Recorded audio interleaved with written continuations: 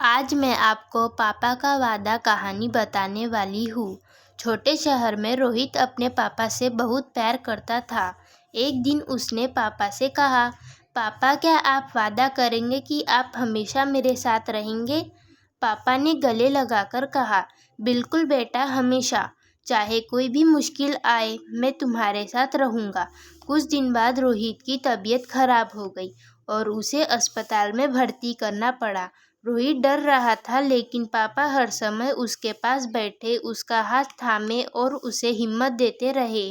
रोहित को भरोसा हुआ कि उसका पापा सचमुच हमेशा उसके साथ है। धीरे धीरे उसकी तबीयत ठीक हो गई। जब रोहित घर लौटा, उसने पापा को गले लगाते हुए कहा, पापा आपका वादा सच में हमेशा साथ रहने जैसा था। सीख, वचन और विश्वास का महत्व सबसे बड़ा है। सच्चा वादा निभाना और दूसरों का भरोसा बनाए रखना रिश्तों को मजबूत बनाता है।